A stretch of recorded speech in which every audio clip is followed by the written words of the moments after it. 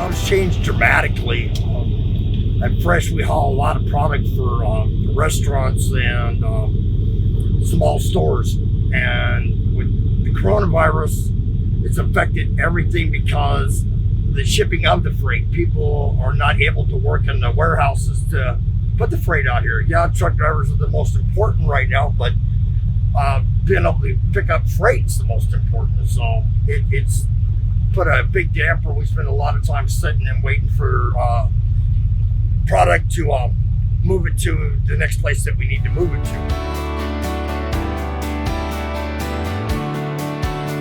To adjust, we try to carry as much food in our trucks as we possibly can, but that's very limited because of the space that we live in. So we're not able to carry that much food. So you find yourself not eating as well. Food, drivers ain't eating as well out here. You can't sit down nowhere in any establishment and eat, but thank the Lord that they have opened up some places and they've managed to maintain the social distancing, but it's still terrible to eat and live out here right now.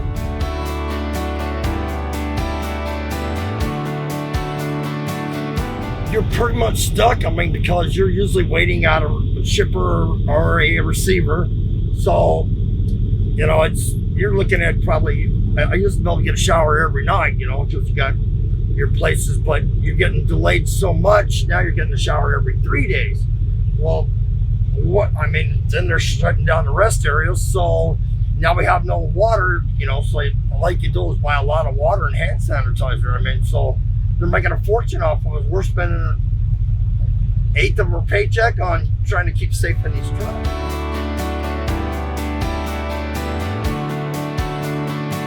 You're always stressed because, if you get a little cough or a sniffle out here, you're like, oh my word, because I wound up catching the coronavirus.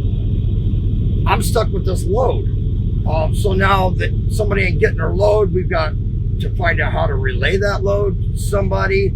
It just becomes a giant nightmare. So yeah, the stress level is about twice what it normally is.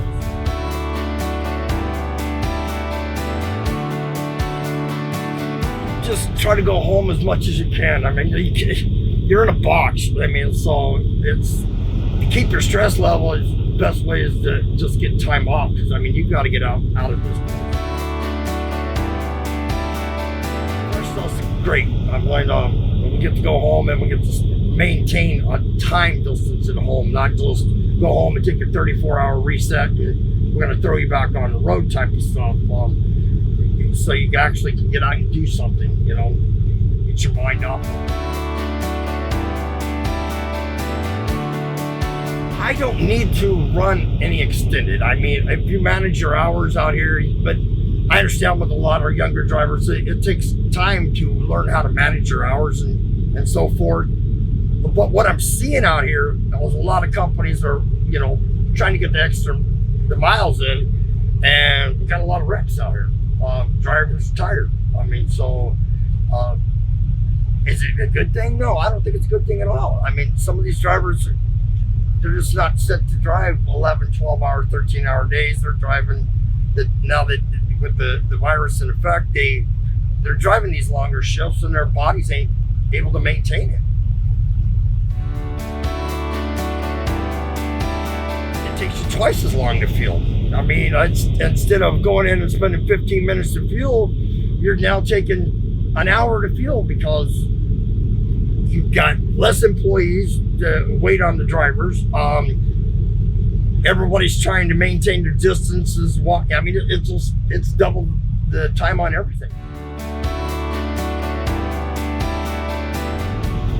It just cuts into your time. The time that you would be able to, if you're managing your hours right, it just cuts in. Naturally, you're still always going to get your 10-hour sleeper berth, but if you could quit 4 hours earlier, then you can take a walk outside the truck and get your exercise and maybe walk over to, even a movie or something. But now you're just pretty much locked in your truck and that's your time's lost is your time that you're losing out.